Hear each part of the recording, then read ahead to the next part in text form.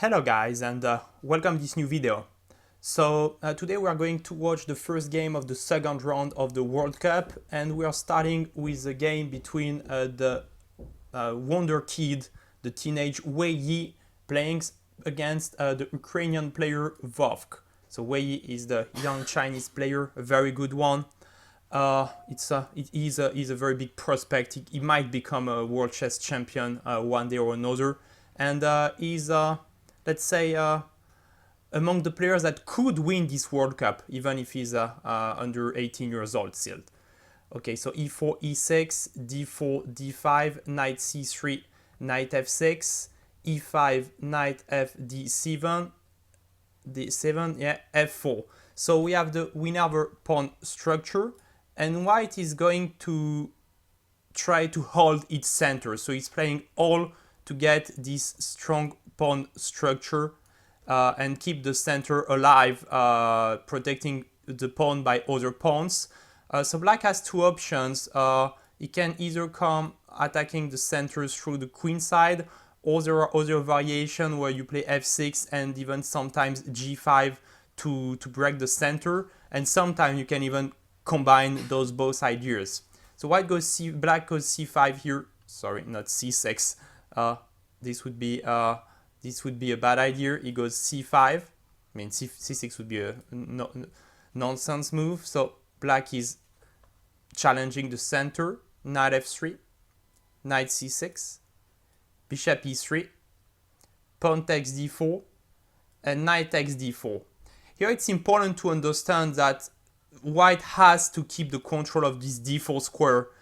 If black would be able to push this pawn, it would be a disaster for white, but we still can bring a lot of material to protect the square, like the knight and the pawn on c3.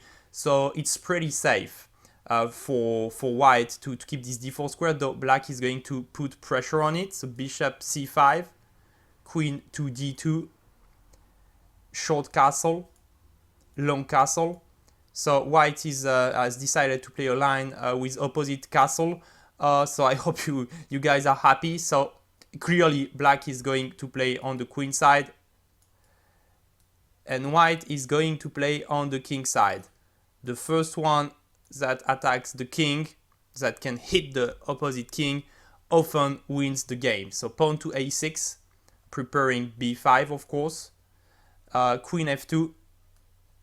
So we are replacing the queen on this diagonal, and maybe the queen is going to make some effort toward the king side. Bishop d4, pawn to b5. So now no more knight takes c6. That's why we exchanged the bishops. Bishop to e3, retreating the bishop. Anyway, black is not able to push d4 here. It's pretty much impossible.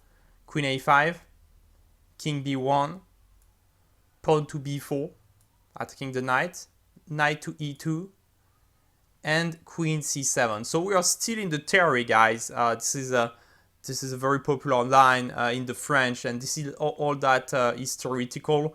The position is really unbalanced. Black pushed the pawn a bit more than white, but white can be very quick because it has this big asset on e5 that is really helping out the attack. Here the most popular move is knight to d4. He played knight g3. It's knight to d4, knight takes d4, bishop takes d4, pawn to a5, pawn to h4, and bishop a6. So this is the let's say the main line in this line.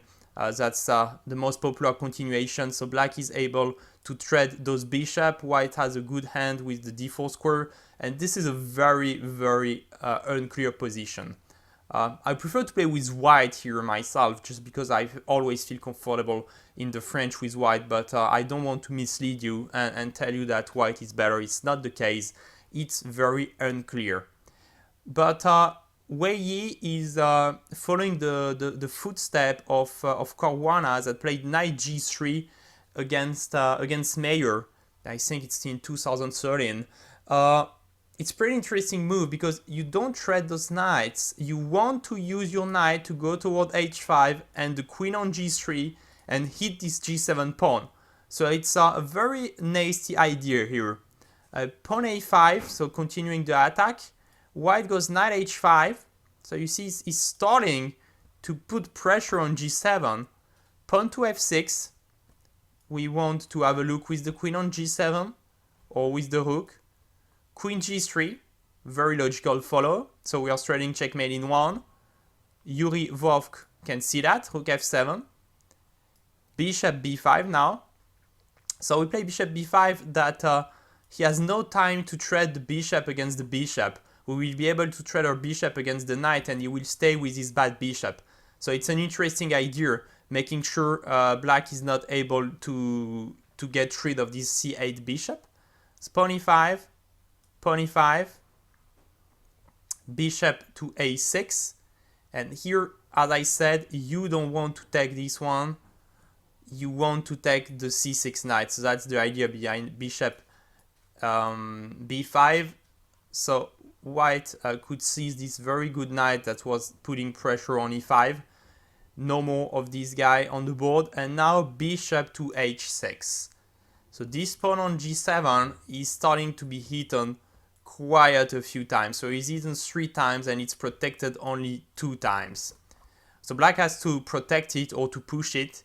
He starts with rook c8, putting pressure himself on the pawn on c2. And here it smells blood. Like I felt during the game that knight g7 must work. But the thing is that after knight g7, queen c2 is a mistake. Because after king a1, the knight is coming to e6. And you cannot protect it. You have to play queen g6, queen takes, pawn takes, and knight takes e6. And this looks perfectly good for white. But the thing is that black is not taking the pawn on c2. He starts with king h8. And now he's threatening rook to g8 and queen to c2. So if you, by example, play just rook c1, he goes rook g8. And he's winning back 2 pieces against the rook. So strangely enough, white can't take on g7. Just see how this game is complicated. And he goes rook to c1. So he protects the pawns first, but the threats stay on g7. And here it seems that Yuri Vovk didn't find the best defense. He played g6.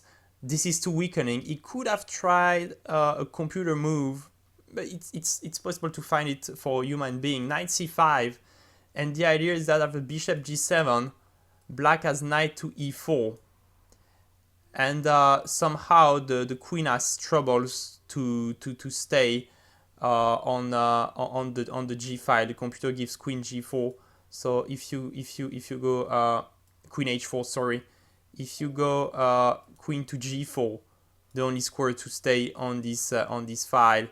Black goes knight f2, queen g5, and rook f5. So this is a pretty complicated line.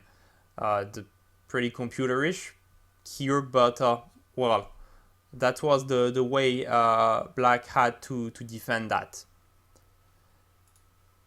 So he didn't find that. He played g6. White goes knight to f4. So now maybe some sacks on g6 are available. So king h8, making sure the sacks are not working. Pawn to h4. Launching a new piece at the attack, because now when you play h5, you're attacking the g6 pawn. And if black trades, it opens up the h file. So it's dangerous for black. So now knight c5 needs to bring this knight to e4. Pawn to h5 and knight to e4, coming to hit the queen. So now Wei Yi is playing the best move, queen h4. It's simple and good. There was a beautiful line I want to show you. It's unfortunately not working, but after pawn takes g6, knight takes g3, pawn takes f7, knight take h1. There is a beautiful winning move here. I give you 10 seconds to find it. So we are a queen down here, but and we cannot retake the knight because of queen c2. But here there is a move that gives us, even if we are a queen down, the win. 10 seconds.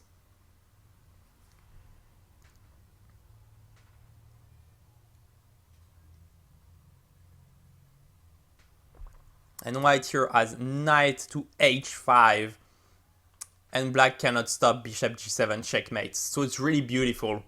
The problem is that black doesn't has to take the rook here on h1. He can play just the move queen to b7, rook h3, attacking the knight, queen f7, and rook takes g3. And black must be somehow better because he has more material. Maybe it's close to equal. Let's say it's unbalanced, but it's a very unneeded thing to do for Wei Yi. It's a shame it doesn't work. So he goes queen h4, putting pressure on the h file. Pawn takes h5, queen takes h5, queen e8, defending the rook. White now goes rook h4, a really good square for the rook, defending the knight and preparing rook h1. Rook b7. Here is rook b7. Queen to g4. So having a look at the g7 square again. Queen to g8, trying to trade the queens. Queen to h3 now. So the rook is first in the attack, and now maybe a move like rook g4 might be good because the queen is on the wrong square. Also rook h1 is coming. Queen to f7, replacing the queen. Knight takes e6 now. I see the queen was well placed.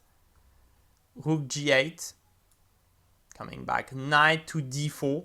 This is a very good square for any piece for white in the French. This d4 square is a very thematical square.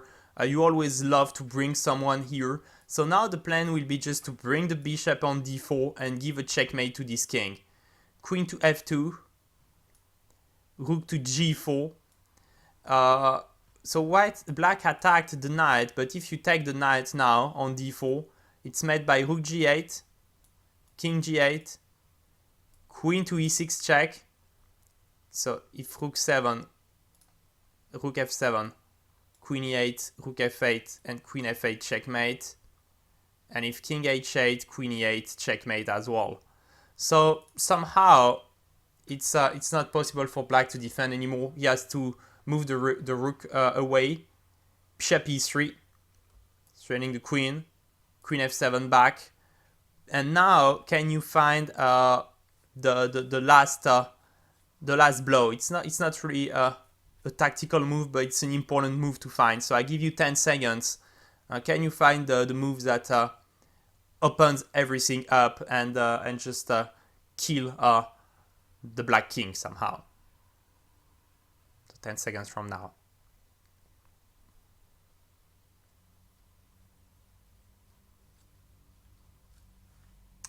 And so white goes pawn to e6, a very important move now to make sure so he cannot take the pawn. It's protected by the knight. Queen f6 and knight to f3. And the bishop is coming on d4 and the king is just stuck on h8. Can't move away. Black resigns. But what a beautiful game by Wei Yi. What a simple attack. I mean, I tried when I show you this game to show you how it was simple chess. It just look just coming back a bit earlier, just how simple it was.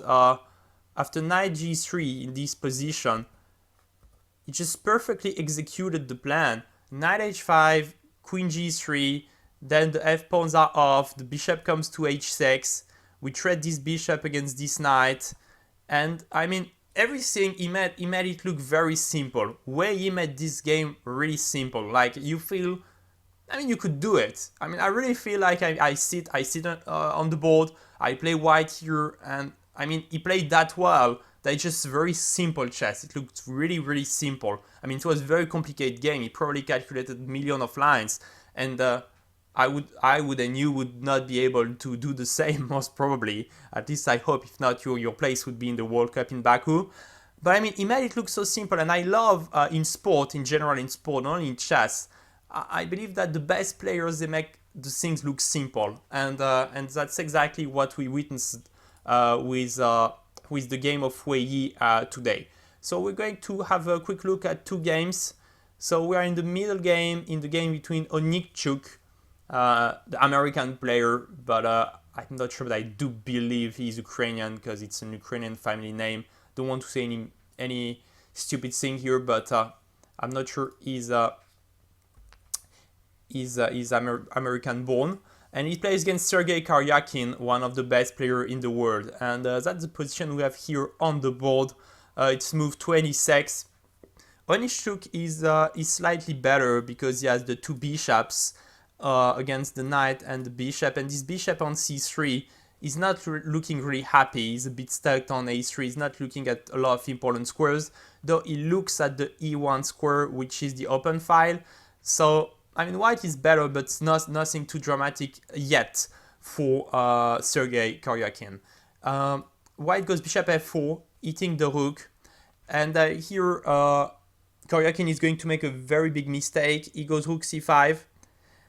He had to go either rook e2, either rook a5, both with the same idea to hit this a2 pawn. And the computer gives an equal position. I believe white is better. It's easier to play with white because you have to be really precise with black, but it's totally holdable. That's what you wait from the best player in the world. He goes rooks to c5. White goes queen b7.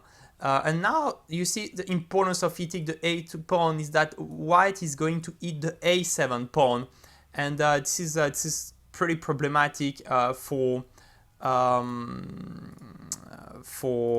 black. Sorry, just searching my word a bit. Knight to f6.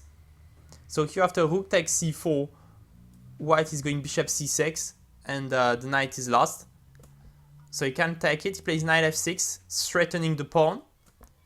White goes bishop f1, so he protects the pawn and he protects the d3 square. It could become a blocker on d3. It's important to have a blocker in front of passed pawn.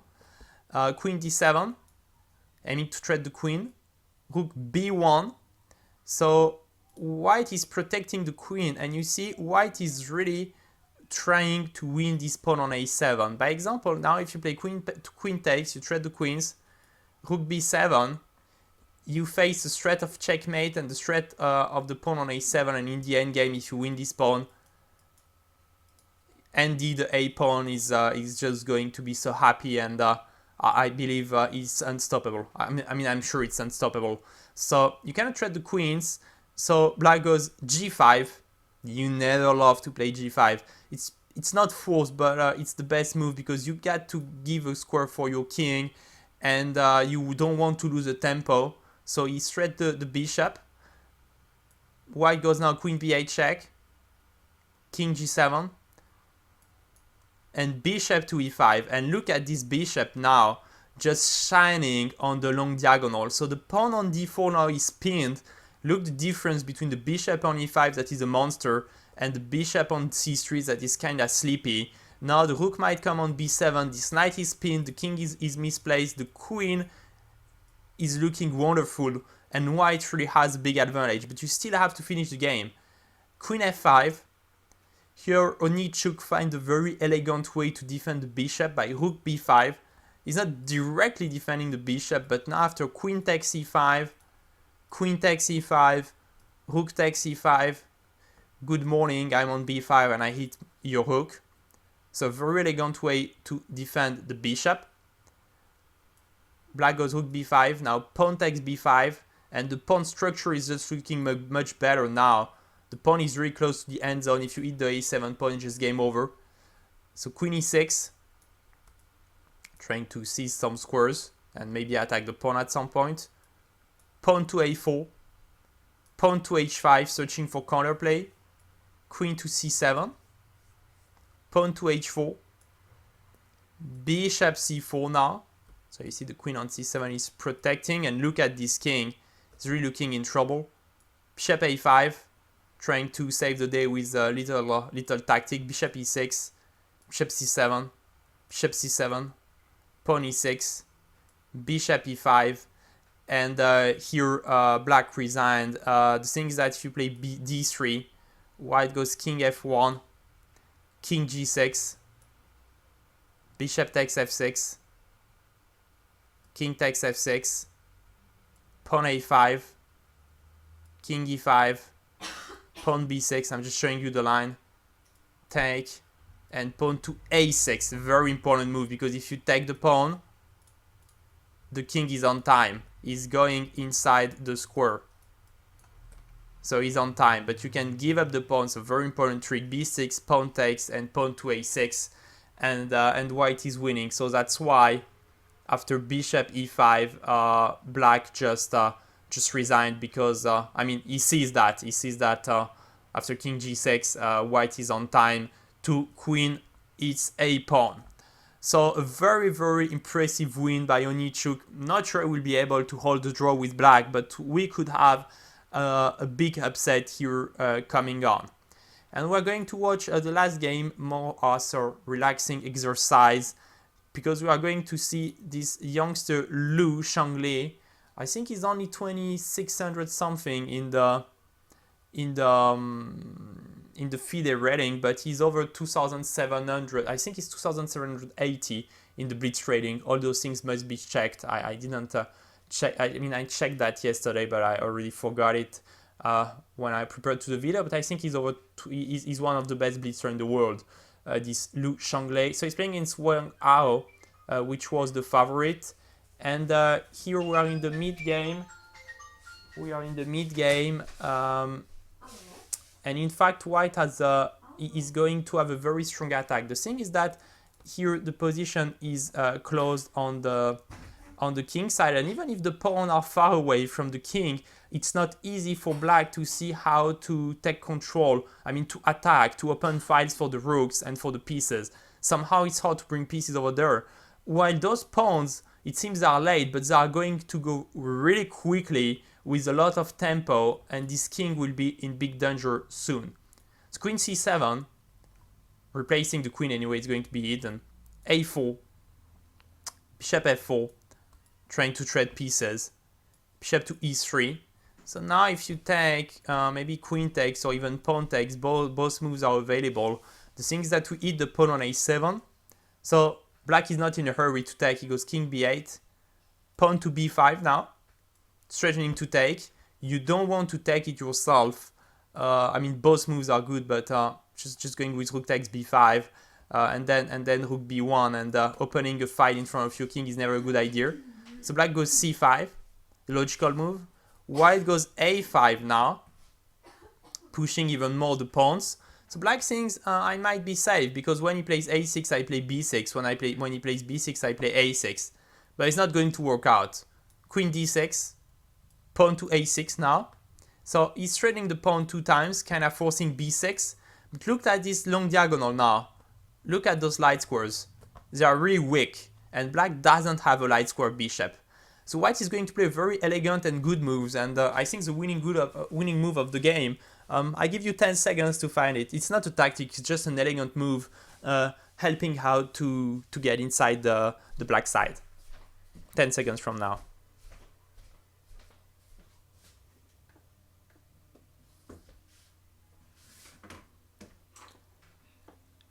And so white goes bishop g2, simply to place the queen on f3 and go through the long diagonal. Black is taking the bishop, and white is even not bothering taking it back. Just goes queen f3. He threats the checkmate. Now black goes queen d5. He stops the threat. White goes queen take f7, threatening the queen, and still the bishop is available for white.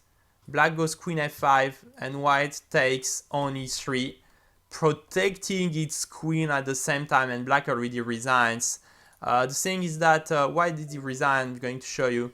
The most logical move would be to trade the queens. So black is already a pawn down, and the thing is that you cannot do much. By example, you play king c7, trying to go out with your king. By example, rook f1, king to d6, rook g7, threatening the pawn. You get to try to defend it. Oh no, not like that, like that. And white is coming on the 7 rank.